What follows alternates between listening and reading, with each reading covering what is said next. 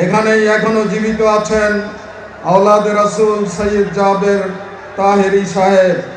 এই ধরনের নাম না জানা অনেক আলেম ওলামা মাশায়েখ এখানে জন্মগ্রহণ করেছেন। তারা এখানে ইসলামের প্রচার করেছেন, মানুষকে ইসলামের সাথে আল্লাহ তাআলার সাথে সম্পৃক্ত করার জন্যে তাদের জীবনে তারা অনেক ঐতিহ্য রেখে গিয়েছেন, ইতিহাস গড়ে তুলেছিলেন। তার পাশাপাশি আমরা দেখতে পাই এই জনপদে আল্লাহর দ্বীনকে প্রতিষ্ঠিত করার জন্যে ত্যাগ এবং কুরবানির ক্ষেত্রেও এই জেলার জনগণ পেছনে ছিল না। লক্ষ্মীপুরের গত 100 বছরের ইতিহাস যদি আমরা সামনে রাখি তাহলে অগণিত আল্লাহর বান্দা এই লক্ষ্মীপুরে আল্লাহর দ্বীনকে প্রতিষ্ঠিত করার জন্যে জীবন দিয়েছেন, রক্ত দিয়েছেন, শহীদ হয়েছেন। আমাদের প্রিয় ভাই লক্ষ্মীপুর জেলার নায়েবে আমির জনাব ডাক্তার ফয়েজ আহমদ, তিনি এখানে স্বৈরাচারী হাসিনা সরকারের পেটুয়া বাহিনীর নির্মম অত্যাচারে শাহাদাত বরণ করেছেন। ইসলামী ছাত্র শিবিরের সাবেক কার্যকরী পরিষদ সদস্য আমাদের প্রিয় ভাই মহসিন এখানে রক্ত দিয়েছেন, জীবন দিয়েছেন। এইভাবে অগণিত শহীদের ময়দান হচ্ছে এই লক্ষ্মীপুরের ময়দান। আমরা জানি শহীদের রক্ত যেখানে ঝরবে সেখানে জমিন উর্বর হবে, আর শহীদের রক্তে যে জমিন উর্বর হয় সেই জমিনে আল্লাহর দ্বীন প্রতিষ্ঠার কাজ দ্রুত এগিয়ে যায়। কেউ এই অগ্রযাত্রাকে ঠেকাতে পারে না। শেখ হাসিনা ওমি ফ্যাসিস্ট সরকারকে আমরা বলতে চাই, তোমরা আমাদের লোকদেরকে হত্যা করেছো। এক মহসিনের জায়গায় লাখো মহসিন জন্ম নেবে, এক ফয়েজ আহমদের জায়গায় লাখো ফয়েজ আহমদ জন্ম নেবে। কোনদিন বাংলাদেশকে ইসলামের অগ্রযাত্রা থেকে তোমরা পেছনে নিতে পারবে না। তোমরা ইতিহাসের রাস্তা করে নিক্ষিপ্ত হবে। সংগ্রামী ভাইরা, আমরা এটা বিশ্বাস করি, আল্লাহ রাব্বুল আলামিনের সৃষ্ট সূর্য যেভাবে হিন্দু মুসলিম সকলকে আলো দেয়, চাঁদের আলো যেভাবে সবাই ভোগ করে, আলো যেভাবে সবাইকে জীবন দান করে, ঠিক তেমনি ভাবে আল্লাহর সৃষ্ট ইসলাম এটা শুধু মুসলমানদের জন্য নয়, কাফাতুল লিন্নাস, সমস্ত মানুষের কল্যাণের আহ্বান নিয়ে দুনিয়াতে ইসলাম এসেছিল। এই ইসলামের স্রষ্টাকে আল্লাহ রাব্বুল আলামিন। সুতরাং এই ইসলাম বাংলাদেশে যদি আমরা প্রতিষ্ঠা করতে পারি তাহলে হিন্দু মুসলিম বৌদ্ধ খ্রিস্টান সাদা কালো সকল মানুষ তাদের ন্যায্য অধিকার ফিরে পাবে। আজকে মুসলমানদের মধ্যে একটা ভুল ধারণা আছে, ইসলামী রাষ্ট্র কায়েম হলে, শরিয়া আইন কায়েম হলে অনেক কিছুই আমরা করতে পারবো না।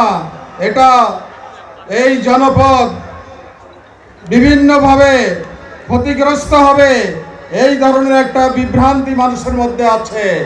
আল্লাহর দেয়ার সূর্য যেভাবে সকলকে আলো দেয়, ইসলাম যদি এখানে কায়েম হয় তাহলে সকলের জন্য শান্তি এবং নিরাপত্তা নিশ্চিত করতে পারবে।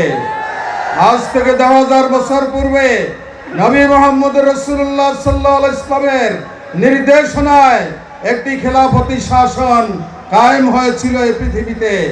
কোরআনের এই শাসন কায়েমের পরে সমাজ এমন এক অবস্থায় চলে এসেছিল যে সেখানে কোনো ক্ষুধা ছিল না, দারিদ্র ছিল না, বেকারত্ব ছিল না, সন্ত্রাস ছিল না, কোনো ধরনের লুটপাট ছিল না, কোনো ধরনের ক্রাইম ছিল না।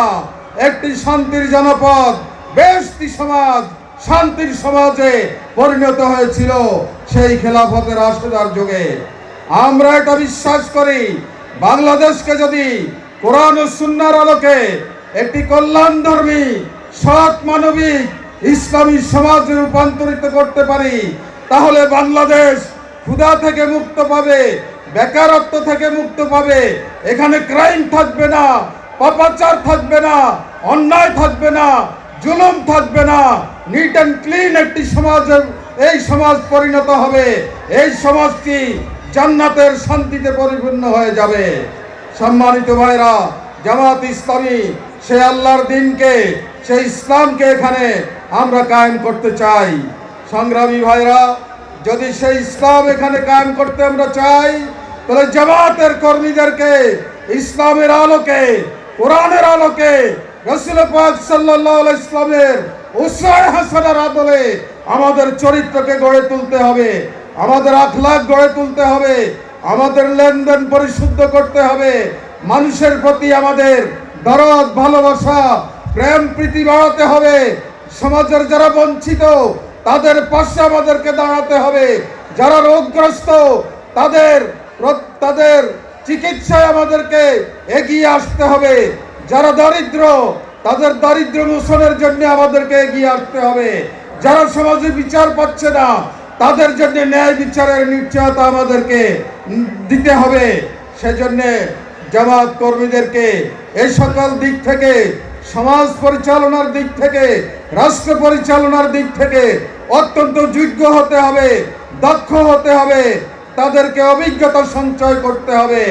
সেজন্য আপনারা কোরআন এবং হাদিসের প্রতি বেশি নজর দেবেন, আল্লাহর কোরআন এবং রাসূলের সুন্নাহকে অধ্যয়ন করবেন, পড়বেন, মানুষের কল্যাণের জন্য আপনারা কাজ করবেন, ঘরে ঘরে ইসলামের দাওয়াত আপনারা পৌঁছায় দেবেন।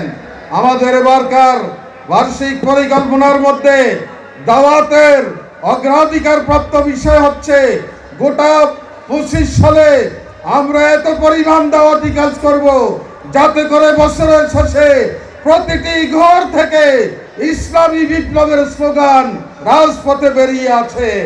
এইভাবে একটি গণজোয়ার আমরা তৈরি করতে চাই। সে কারণে দাওয়াত নিয়ে মানুষের ঘরে ঘরে আমাদেরকে যেতে হবে, আমাদেরকে মানুষের আদর্শ এবং অকৃত্রিম এবং বিশ্বস্ত বন্ধুতে পরিণত হতে হবে। সাধারণত সেকুলার রাজনীতি যারা করেন, ধর্মহীন রাজনীতি যারা করেন, ইসলামকে যারা রাজনীতি থেকে দূরে রাখেন, তারা সমাজে বিভিন্ন ধরনের অপকর্মে, ক্রাইমে লিপ্ত থাকে।